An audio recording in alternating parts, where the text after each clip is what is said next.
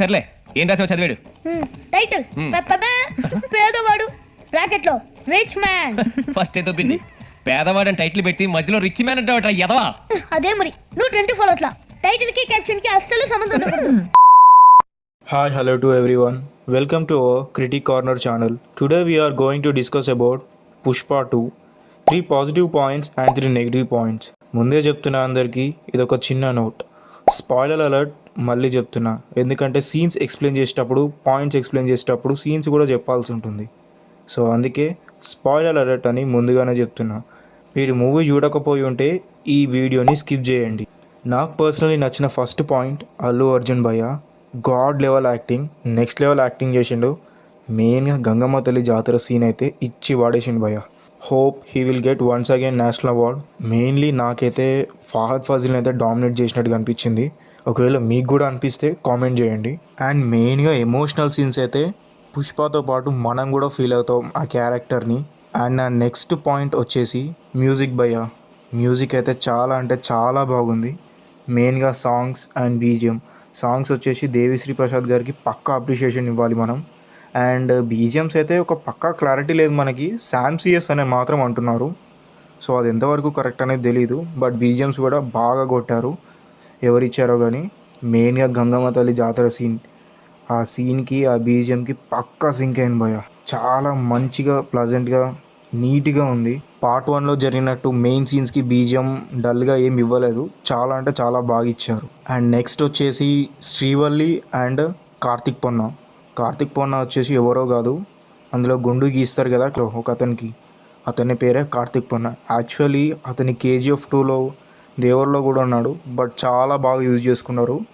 ఈ విషయంలో సుకుమార్ గారిని పక్కా అప్రిషియేట్ చేయాలి. ఉన్నంతసేపట్లో పుష్పనే డామినేట్ చేసిండంటే మీరు అర్థం చేసుకోండి ఆ క్యారెక్టర్ ఎంత బాగా యాక్టింగ్ చేసి ఉంటారో అని. అండ్ ఇక నెగిటివ్ విషయానికి వస్తే 3 మెయిన్ పాయింట్స్ చెప్తా, అవి మీ అందరికీ నచ్చుతాయని నేను అనుకుంటున్నా.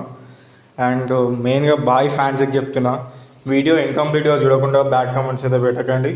వీడియో కంప్లీట్ అయిన తర్వాత నేను చెప్పింది గుడ్డా బ్యాడా మీకే అర్థమవుతుంది. అండ్ ఇంకా బ్యాడ్ పాయింట్స్ విషయానికి వస్తే మెయిన్గా అసలు ఈ మూవీలో యాంటాగనిస్ట్ లేడు భయ్య. ఓపెన్గా మాట్లాడుకుంటారు, హీరో ఉంటాడు కానీ వీళ్ళని ఎక్కడ సుకుమార్ గారు, నాకైతే అదే అర్థం కాలేదండి. మరి ఇప్పుడు ఫహద్ ఫాజిల్ మరి మీరు విలన్ అంటారేమో, లేదు ఫస్ట్ హాఫ్ వరకు అయితే ఓకే ఫహద్ ఫాజిల్, కానీ సెకండ్ హాఫ్ వరకు మాత్రం హూ ఈజ్ అ విలన్ అదే నాకు అర్థం కావట్లా. మూవీలో కొన్ని బంచ్ ఆఫ్ విలన్స్ ఉన్నారు, ప్రతి క్యారెక్టర్ పుష్ప కొడితే కింద పడేలా ఉంది కానీ పుష్ప లేచి కొట్టేలా ఏ క్యారెక్టర్ లేదు. ఇది మీరు పుష్పది రూల్ అంటారా? నార్మల్ కమర్షియల్ మూవీకి పుష్ప 2 మూవీకి మరి తేడా ఏంటి మీరే చెప్పండి.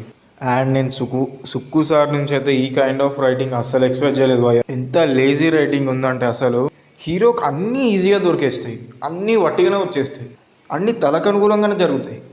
అదేంది ఇది కోఇన్సిడెన్స్ అనుకుంటారు ఎవడన్నా? అస్సలు అనుకోరు. ఇల్లు అనేటోడు నార్మల్ హ్యూమన్ బీయింగ్ అయితే కాదు, నేను ఒక కారణ జన్ముడిని. నేను కొన్ని సీన్స్ అయితే నమ్మరు కానీ యాక్చువల్లీ అందరూ మ్యూజిక్ డైరెక్టర్ రీప్లేస్ అంటున్నారు కానీ మెహర్ రమేషే రీప్లేస్. అసలు కొన్ని సీన్స్ అయితే వచ్చి మెహర్ రమేషే డైరెక్ట్ చేసినట్టు ఉంది.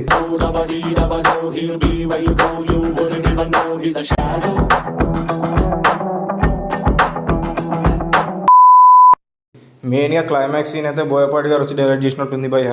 అదైతే అసలు నాకు నచ్చలేదు. ఫాఫాన్ అయితే కంప్లీట్గా జోకర్ చేసేసారు భయ్య మూవీలో. సైడ్ హీరో అన్నారు కానీ సైడ్ వేసారు.